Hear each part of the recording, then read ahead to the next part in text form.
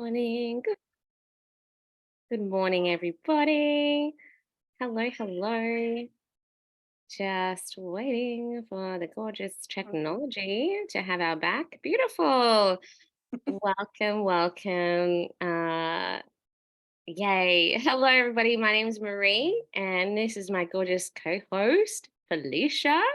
Lee, do you want to take it away? Yeah. Hi, guys. I am Felicia Lee, or Flea, as I'm better known to everybody else. This is a quirky nickname, and it is all about being 100% authentic to self. So that is why I am Flea. This is the Mystical Madness that is the Awaecnian Academy. This is the conversations that enlighten us, awaken us, make us aware, and just, fully functional in our current state of being. And what excites us on a daily basis and keeps us growing and expanding on such a super conscious level that it's just phenomenal to exist. So yeah, I'm Felicia Lee, and my beautiful business partner and friend, Awaecnian, whatever, connector soulmate. We are sort of one at the moment. I feel this very much like integrated daily. We can talk one mind and come together at the end of the day, and we have experienced pretty much the exact same thing. So yeah, Marie. Yes.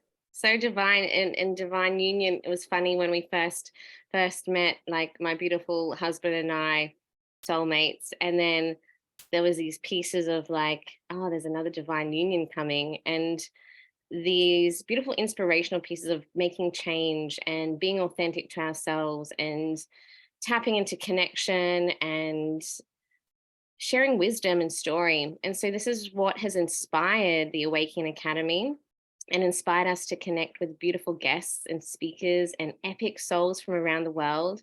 And I'm also known as Marielle, and this beautiful remembrance of who I be and have always been has been a journey of belief and self-confidence and experiences that have been felt in my body.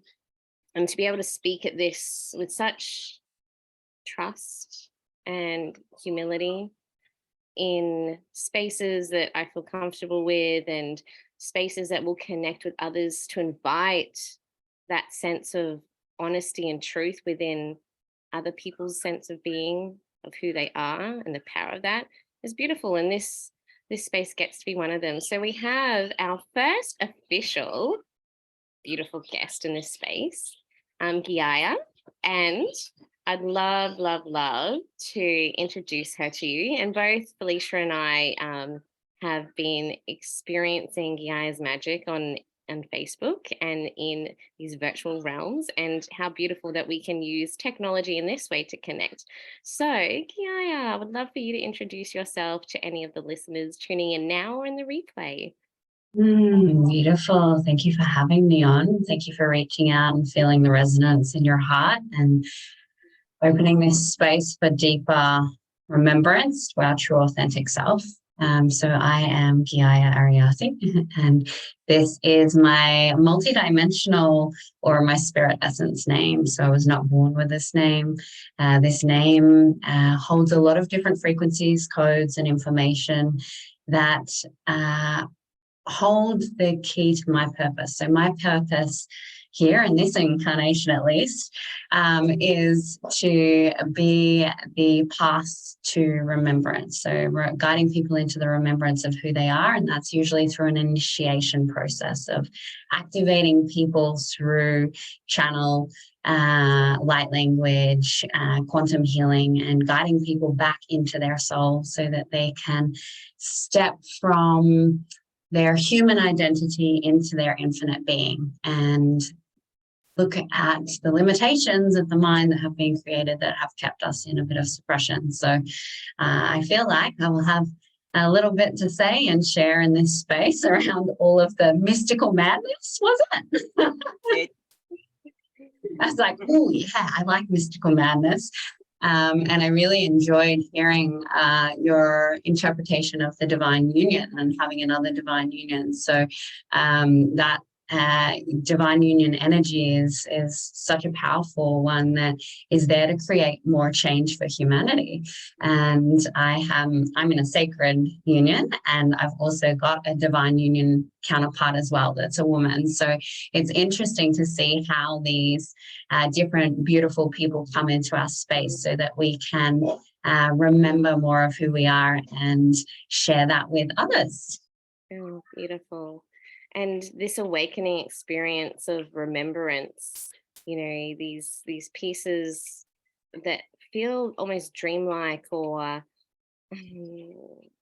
something that we can't really explain is hard for people that are going through it now. And I think for people that are in this process of shifting and changing, having speakers like yourself, us, that are either in it or have transitioned or continue to grow and evolve, that are able to articulate these changes and shifts to bring that sense of safety that this is happening is so important to share.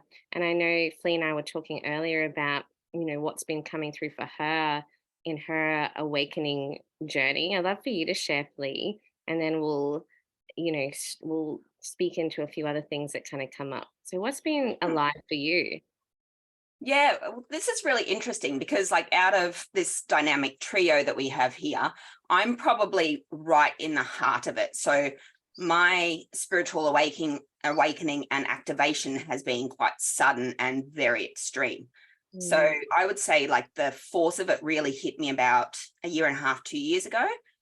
And this was just hang on a sec. Humanity's not living as it should.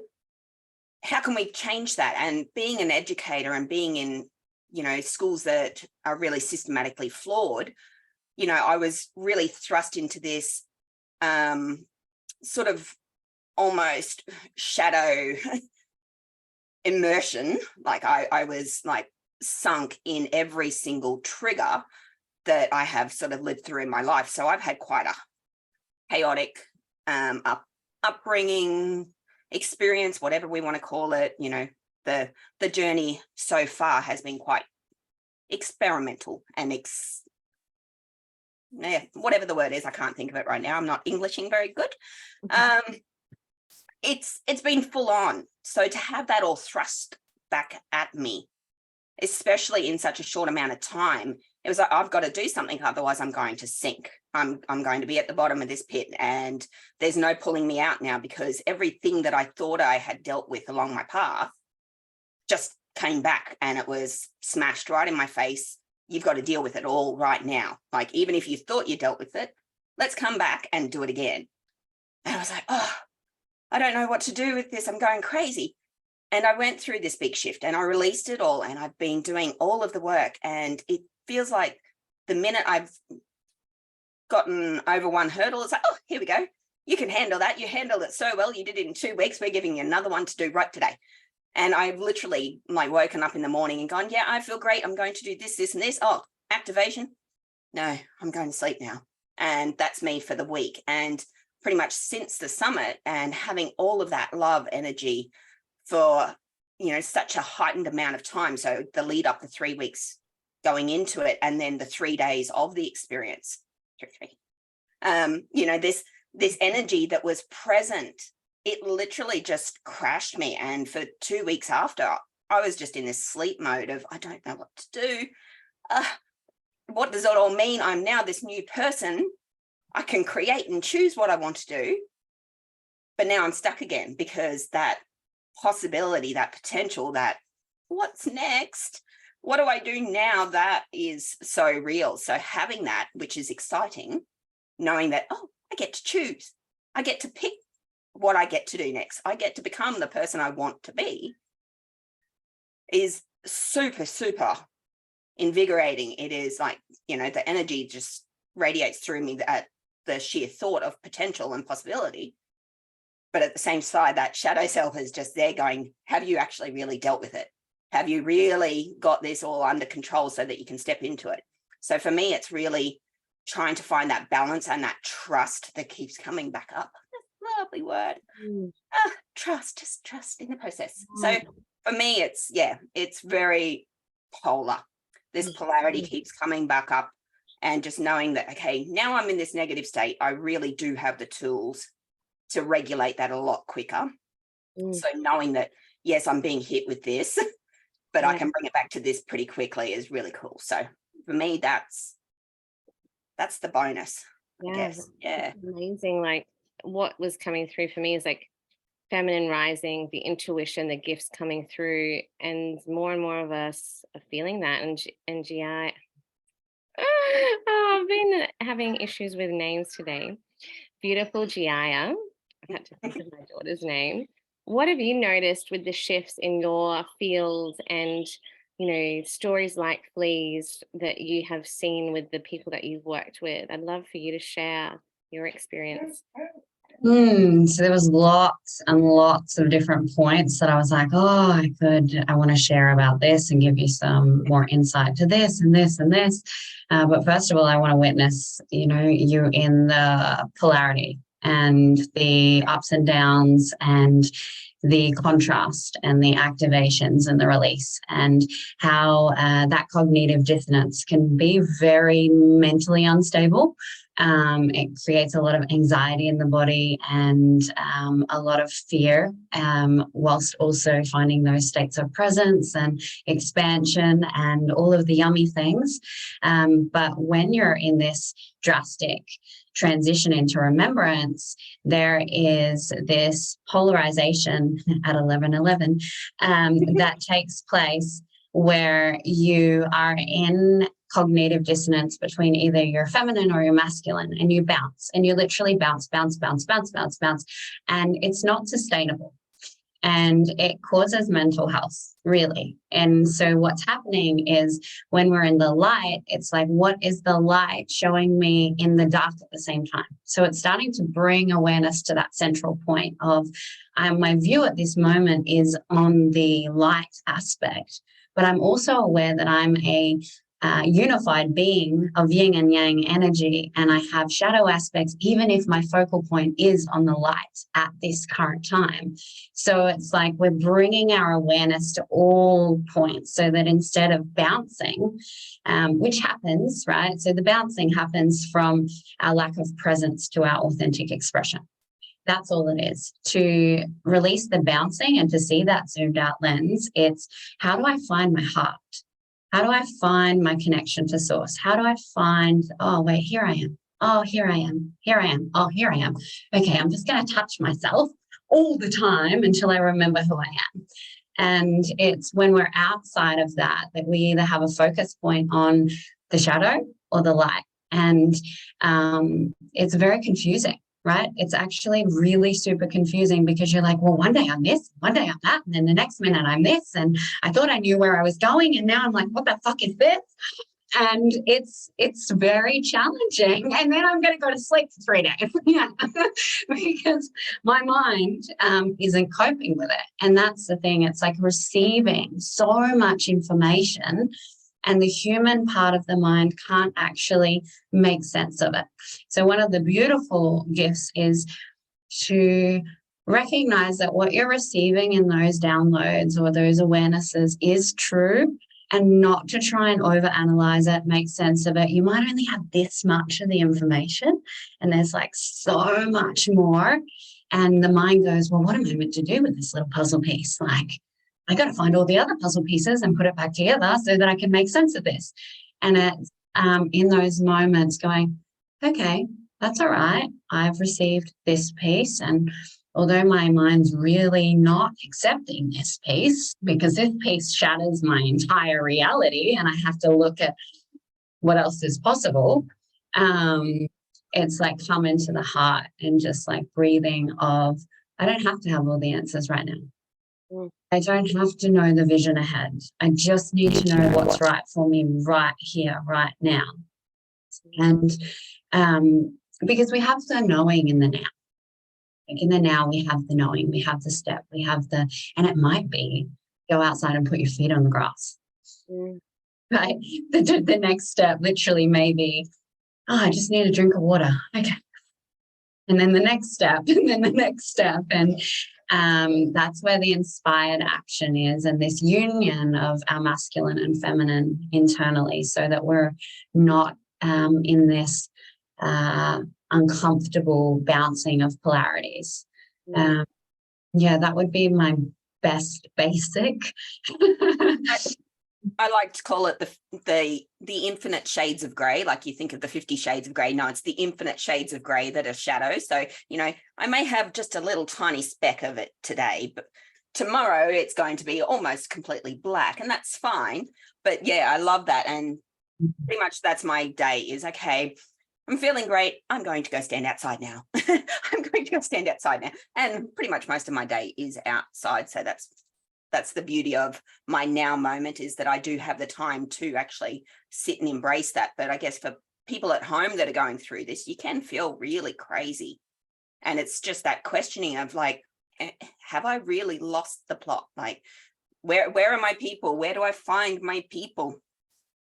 We are the people. But, you know, finding those people that, you know, understand that there is so much coming through, and your day is going to be up and down. And, you know, like, I'm very blessed that I've got beautiful Marie here that, you know, checks in daily and, oh, how are you feeling? And how are you doing this? And it's like, okay, now I actually have to address this. And I actually have to say it out loud, because that's the other part is, you know, constantly being in your mind. And it's fine to put it on paper, and it's fine to meditate it out and to release it to the universe and do all of that. But ultimately going, yeah, this actually came up for me today, and this is how I handled it. And then having that extra, okay, yeah, well, this is now leading to that, and getting that little bit of extra information that really just helps, you know, to fill in the little, maybe, you know, it's a little circle of that next puzzle piece or something like that. It's not the whole bit, but it's just enough to help you go, okay, yeah, I'm not crazy. I actually do make sense to somebody, and that's fine. It'll come together at some point. Yeah, it's it's beautiful that you said that, because the other piece that I wanted to share, which I feel like is really important for individuals. See, I learned through my own awakening journey, and it was all from internal remembrance. But what is powerful is the mind is like one pillar of the Holy Trinity. So the Holy Trinity is your triangle to come into the center of remembrance. And then you've also got your body, or your somatics, your emotions, your sum of experiences that are stored in your physical vessel of your DNA structure. And then you also have the soul work. So until we look at these three triangles, we can't actually find that place of centeredness. And the same with those repetitive things that come up. So when you're like, I've done this, why is this back? And when something's on repeat, it's because it's still sitting in one of those pillars. And so it's like, you might have done all the mind work. And I did so much mind work at the start of my journey where I was like, oh, okay, yeah, well, that's why I do this, because I have this belief and this. And it was so expansive in the divine masculine energy of this overly conscious, super universal, paradoxical, like, and one of my favorite things to like basically spiritually bypass myself was, it's all right. We're only matter. Does it really matter? Like, it was this thing of like really expanding something out so much that it was like, what else? And then when I like broke into my somatics, I was like, oh my God, like it was so hard. And speaking of something outside, that helps to break down somatically, right? Because you have to actually go, I mean, we can talk from our mind, but when we talk from like what's really unfolded, the activations take place in the heart, in the body. My body fully vibrates when something is true, and I like shake, and I can't say that that's not true, because my body tells me, sorry, but even if your mind doesn't want to agree with you, this is fact. Like, this is the truth, and you have no other choice but to receive it. Yeah. So like all of these synchronicities over the last week, we've been looking at these existential thoughts of like existence of you know, does it matter, you know. And so you've just like really honed in on a lot of the conversations that we've been having internally, but like coming back to the body, like I think, yeah, for a lot of us, we do, the mind, it's such a beautiful gift. Our brains are a gift that works with the body. And so it's natural for us to want to try and conceptualize and understand. But I loved how you said earlier, like, you know, coming back to touch yourself, you know, coming back to the body, coming back to the heart space. And for me, when I went through miscarriages, I had 3 miscarriages back to back about 2 years ago. That was a catalyst that took me on a journey back to my body, back to my womb space and my yoni, and back to this matter, this body, this vessel that gets to be the container for what I'm going to do and am doing. And this journey back to self, journey back to the heart, to figure out how to love myself and all of myself, coming back to the feminine. And yeah, I was heavily in the masculine with the thoughts and the doing and the actioning and doing everything for everybody else.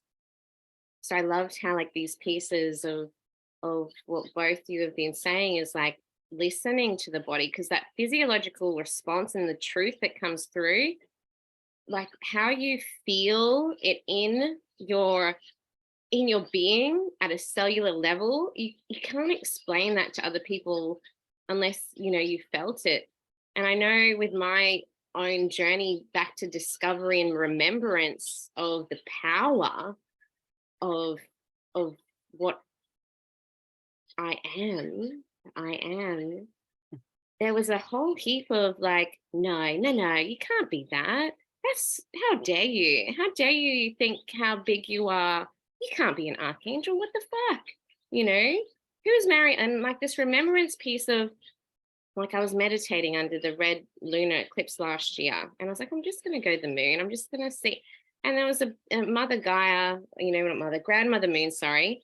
And she welcomed me, and it was like, welcome home, Marielle. And I was like, who's Marielle? And my human brain and my I felt at my shoulders, my wings. And I was like, and this is all in my mind, but it was like this remembrance. And I remember crying, and this feminine, I was like, who is, and then I Googled it, and it was like, boom, Marielle, Archangel of the Divine Feminine. I was like, I've been on this feminine journey and coming back to my body, and like what I'm doing is like working with mums and women. I was like, oh, no, I can't do that. And it was like, okay, I'm going to meditate with myself again. And then I went home, and I've been home before. I went back to the light, and it was like this tunnel, and just immense love and the energy. Like my whole body was shaking. Everyone in my family was asleep, and I was just like, I was crying because I felt so loved. And I also felt sad because I missed that immense love. And like my whole body from head to toe was just like, there were all of these codes that just poured and showered in on me everywhere. And it was like, I can't explain this to anyone, but I knew in my heart that that was what I needed to experience to then step into the next level, to take the courageous steps of, you know, and everyone's got different experiences. Right. And they have different experiences. And there is the challenge of this and I feel the body recognition is like such a beautiful piece, because, you know, there are people that say, you know, I was Cleopatra in a past life, and you have so many people saying I'm Cleopatra. Now, when we have access to the Akashic records, we can be any consciousness. So we can go journey through any timeline and collect information, knowledge, codes. I can actually talk to your higher self and be like, hey, can you give me your codes? Because I like your codes and I would like to also have those. And you don't even have to be consciously aware of it. And it's this amazing, infinite understanding of energy and consciousness and streams of coding. However, there is that part of your somatic response when you have been something, you receive a full body fuck, holy shit, oh my God, like I'm shaking and I can't move, and people are going to think I'm insane because I've just discovered I'm X, Y, and Z from whatever timeline. And it's so challenging. And I mean, I've spent so much time in the last 6 weeks in past timelines and receiving my royal codes and my king and queen's crowns, and you know, the frequency of gold, and all of these different things that are really quite multidimensional. And right before I actually jumped on this call, I thought it was funny because you were talking about the archangel. I got my initiation into being an ascended master quite a while ago. And I remember thinking, I can't tell people. Like, I cannot tell people that I'm an ascended master in a human form. Like, that's absolutely nuts. No one's ever going to believe me. And I'm going to look like nuts, like crazy. And then it's taken its time. And then it was the more that I trust and accept my own receiving, and the more I receive more confirmation. And it's, oh, if I'm this, then other people are this. And if I have this remembrance that I was a certain goddess in a certain timeline, and I have enough courage to speak that out and claim it, I not only receive the reconciliation of this past timeline, but I receive the gifts, the codes, the technology, the information that I came here to embody and to pass on in my lineage, that it gives this moment of people going, oh, I had this one experience and I thought I was absolutely fucking crazy. And I nearly went to D ward, and I've never said it to anyone because, you know, it gives that permission to speak it out. And when we speak it out, it's like it solidifies in the embodiment of the human as well. And yeah, they're like always happening. And the more that we can speak this to each other, the more that it opens that space for people to own their power. And that's what's happening at the moment. There is this sacral chakra activation of certain timelines. The Egyptian timeline is one of them. The Priestess sort of power center. So the sacral chakra is a big part of that. And that's the womb. That's the creation of life. That's your kundalini, your life force energy. And there's so many things that come up in that activation. So many. But the more that we open this space and, you know, get seen in the profound, unconceivable things to the human, the more that the human actually can't control. And the human kind of just has to go, oh, okay, I am witness. And that's where I feel I sit now. It's like my human sort of stands here and goes, really? Really? Okay. It's so funny that you say that, because like last week I was literally telling Marie, we're having this conversation because it's talking about the portals and the mirrors and everything. And I came across one of your posts quite a while ago, and it was where you were talking about your experience in fashion and stuff like that. And I remember sitting there going, that was my life. I was meant to have that life. I imagined it as a child, and, you know, the travel and, you know, the fashion industry, wanting to be like, I literally went, like, I'm 5 foot. So I tried to become a model at 16 and all this sort of stuff. But in my head, that's what I was meant to be. And the whole way growing up, this is what I'm meant to be. I'm meant to be in this industry. I'm meant to be in this life. And I always thought, okay, I'm shorter, so it's on the opposite side. I'll be in fashion instead and all this. But every single time I've read something, I'm like, no, I'm confused now because that's my life and it hasn't worked out. And I was talking, it's like, okay, I get it now. Like, that's a reflection of one of the lives I've had. And therefore it's so similar, because it's like, hang on a sec. It was meant to be something that's happening in this lifetime, but, you know, through circumstance and, you know, timelines and, you know, if you want to go on your image that we can't draw of where we are on that scale, it's like, okay, yeah, I get it.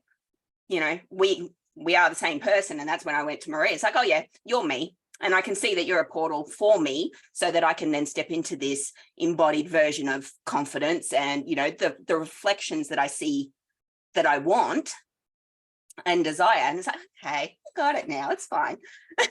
But it was so, no, that's the life I was meant to have. It's like, what is this? Crazy. Yeah. Yeah, so much. The past timeline and how we perceive it in this life is quite amusing. Like when you start to see the remembrance of different things. And I know one of mine for a really long time was this confusion around my sexuality. And it was so frustrating. Like it was so frustrating. I was like, do I like women? Do I not like women? Do I just want to be a man? Am I a lesbian? Am I a male in a female body? Like I went through years of questioning, confusion, like this flipping through, and it wasn't until I remembered my Egyptian timeline and being one of the high priestesses in the temple space that I understood that I was attracted to priestess energy, and that was it. Every single woman that I look back, I was like, oh my gosh, you were reminding me of what I was. And I just couldn't see it. And it was the sexual activation of that Kundalini that was perceived in this way of, am I attracted to women? And I'm attracted to souls, but it was from the mind. It was like this bouncing confusion. And it was this desire to embody and heal and reconcile that timeline through the mirrors of these different women that was bringing up betrayal and distortions around how to use sex and the seductress and all of these different pieces that were really quite heavy that I just had no cognitive ability to look at until I was ready. Yeah. Amazing.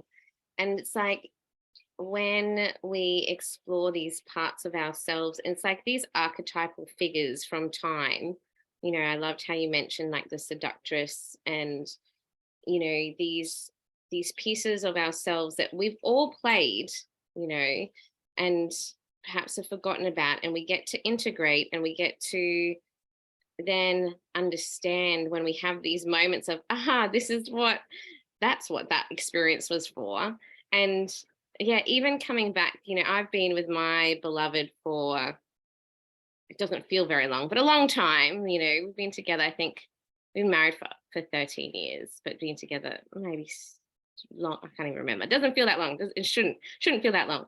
But like, you know, these pieces of the feminine as well, like when you're in that maiden phase, when you're exploring that sexual identity and you meet someone, doesn't matter who, and you just, that fire, that force, you know, that exploration of understanding your body and what feels good. And it's like, you know, going into motherhood, there was a part, that's a beautiful phase, but that initiation into that for me, it was like, this is the way mothers do it, and da da da da da. And so the mother archetype took over, and the seductress, that fire, that wild woman got smaller and smaller and smaller and almost like fizzled out. And it was these pieces of, you know, remembering all of these feminine archetypes that we can tap into, that bringing them all online and back into balance and using them when we are called to, in alignment, in balance. You know, this is where the feminine, the masculine weave beautifully. And like, I forgot my seductress. Our relationship then suffered. You know, I went through, you know, trauma, and I forgot about what it was like to be joy and passion. And then being intimate was just a thing, you know, and it was like he was yearning for connection and depth. So was I, but I was lost. And it was like when I started coming back to understanding my womb space, my yoni, that feeling, that magnetism and the juice and the healthy, you know, when we can look at it from biology, that healthy biochemistry, like she's got a whole universe in there.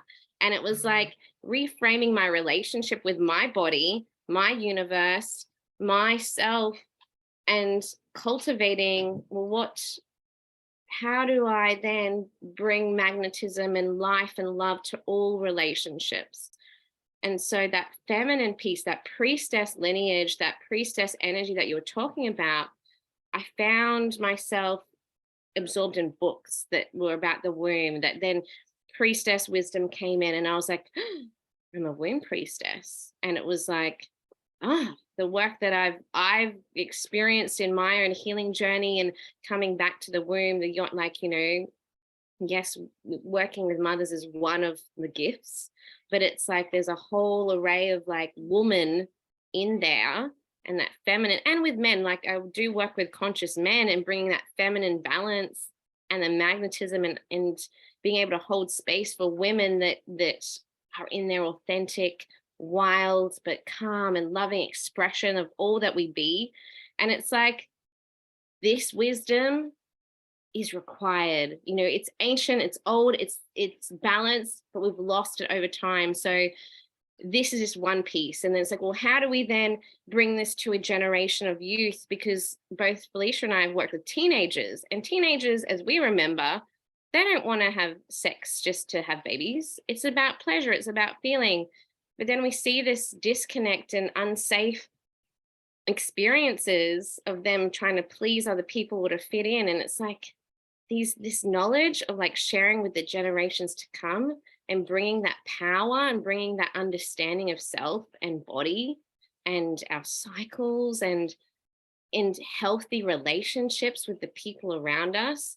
It's like this then inspired us to go, well, these are the schools that are required. We've been in these, we've created these places before. We've done this for lifetimes. You know, it's like we're bringing it back. So then all of these drops of wisdom from books, from people, from stepping into who we have always been, have been like these pieces of like, and this is the feminine priestess lineage that I'm like, yes, this has been a core feature of my evolution and growth and understanding that this is one major facet in co-creation with other like-minded priestesses, and you know, that gets to then shift the next generation and the generations to come.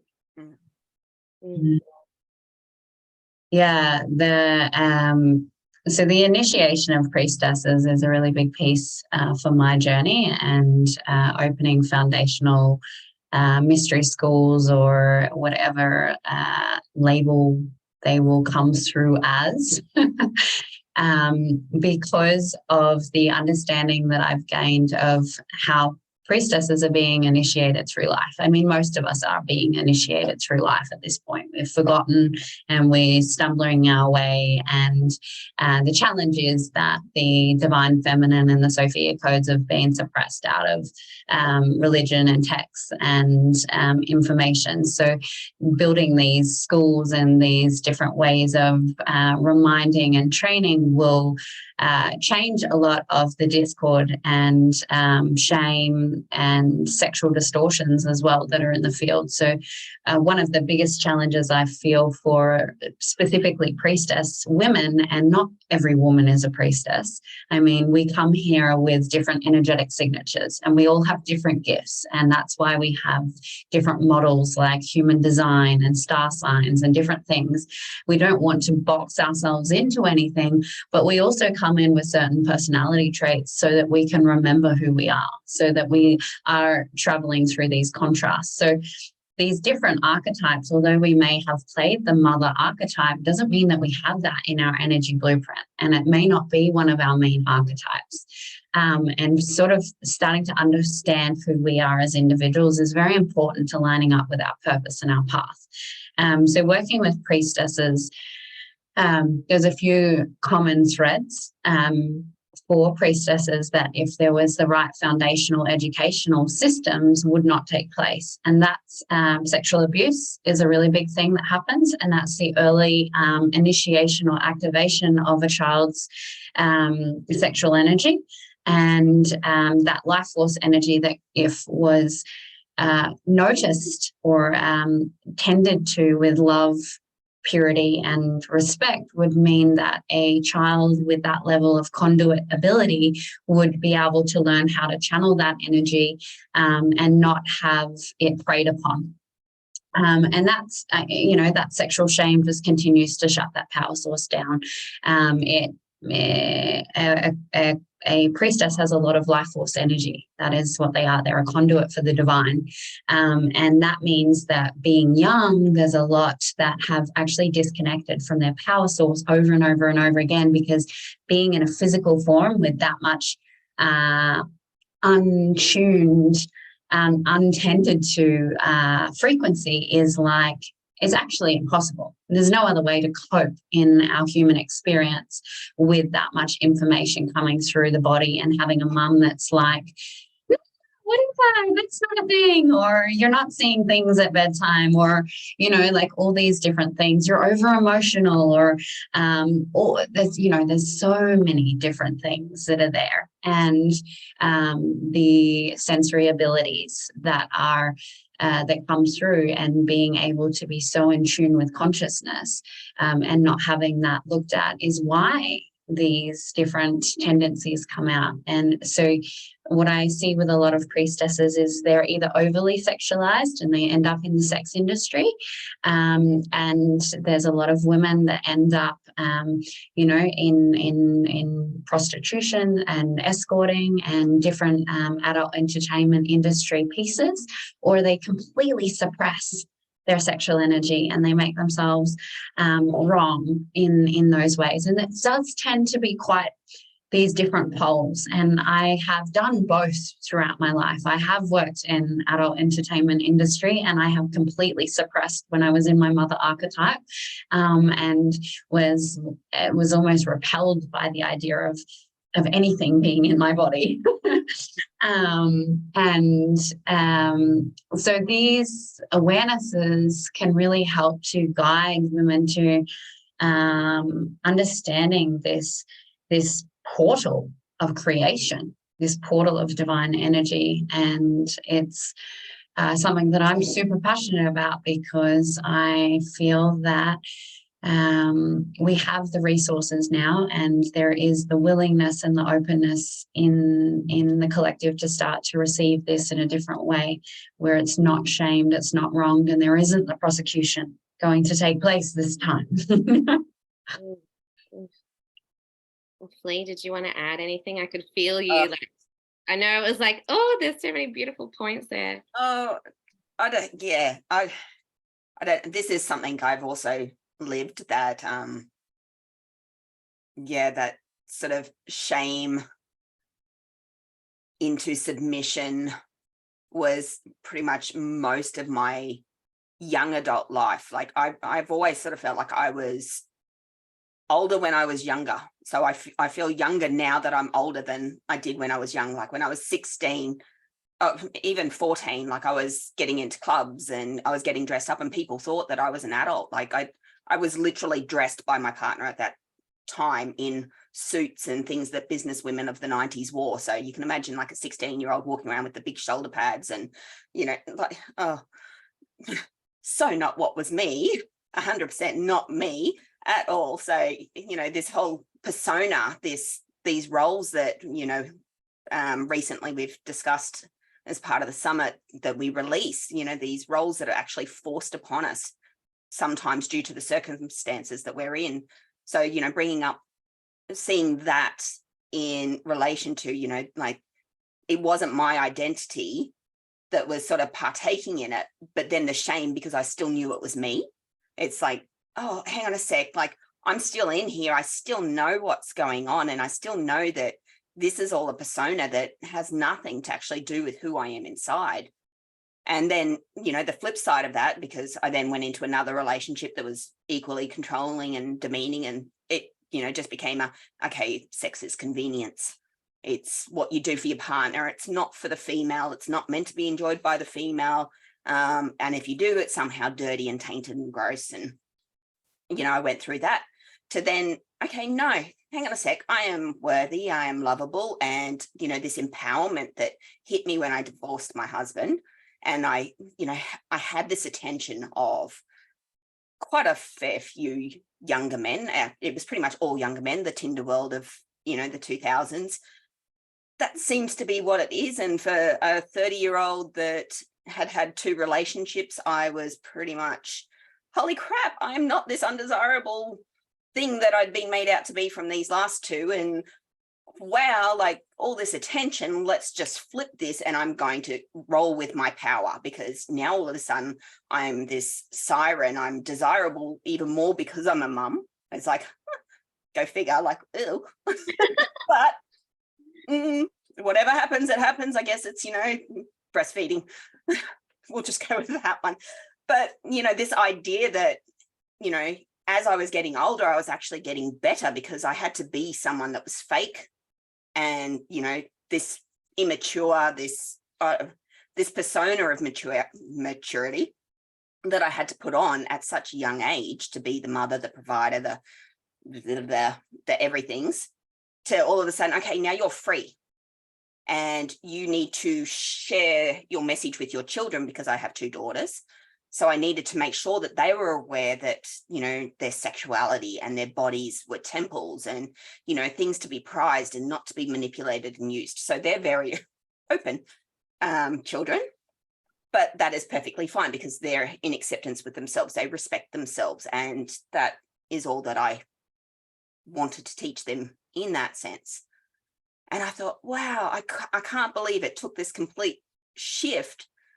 But then the same thing has happened like with inside me as well, because the older I get, the younger I feel and the more, I guess, rejuvenated and expressive. And I'm becoming more and more in touch with that, I guess, priestess side, the part of me that knows the power that I actually have just by being me, that doesn't actually have to be shared with anyone else. And part of this was actually activated at the summit. So going through beautiful Melita and Roshni's breath work, it was this whole, they may have taken from my body, they may have used my body, but they couldn't take my power. And that beauty in knowing, hang on a sec, no matter what happens there, that power can't be taken because it's mine. And I think that just, that was 100% what was going through my mind as I was like, oh, I know that. I feel that. Oh, thanks for sharing, Flea. Yeah, these beautiful pieces of knowing that our story and our journey, no matter how different, it's like it does come back to the collective, that we are all one and we are all connected, and these threads of initiation and strengthening and surrendering. The softening is the strength. And it's, for me, I just love hearing stories and sharing the wisdom and bringing it back to, well, when we know this, being able to then share that with others. So whoever's listening now on the replay, if you have beautiful sisters or mothers or even brothers, partners, children, whoever it is, it's like these lenses of understanding that everything does happen in cycles.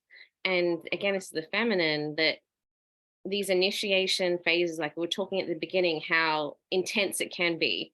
This is just a phase. When we begin to remember like these lifetimes and accessing Akashic records or feeling and knowing, like for me, I have access to them, but I attune my gifts in a different way. I know for Flea, the geometry and the code, she's like the artist in her is writing all this stuff down. And for me, it's like feeling into my body, into my womb, into my voice, and channel what comes through that way. And it's these pieces of when we remember and invite others to remember and speak into their truth, and to know that, oh, there are other people experiencing that. Like how beautiful the tapestry is in the array of stories and the strength and, those pieces of hardship that Flea has gone through, and other women. These stories are not new.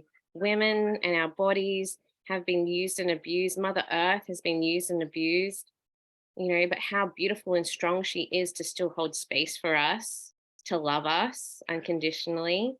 And it's like us remembering that we have her in us as well. And we are that universal connection to all that is. So I love having these conversations. And so, Geeia, is there any other, I do want to move on to something else, but is there any other final comments, I suppose, as we speak about the feminine, about lineage, about priestess that's coming through before we shift gears a little?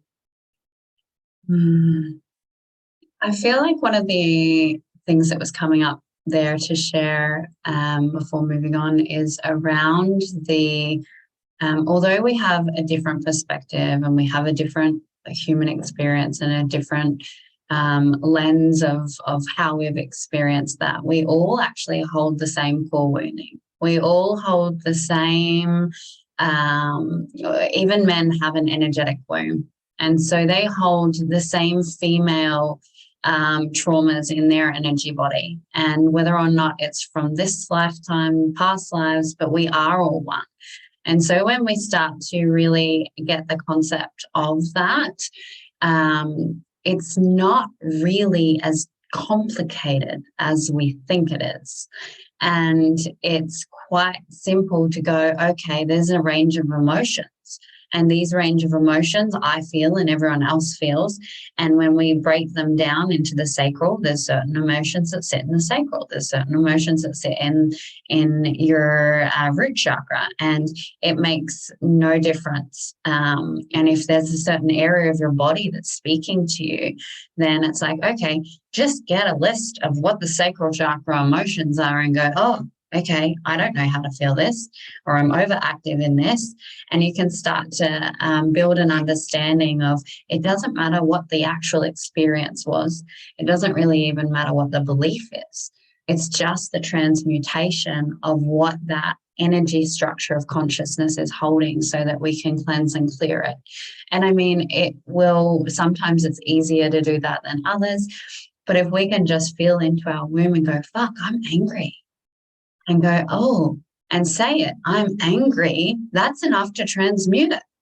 That's enough to release that layer of density from the physical body and to allow space for more of your power center.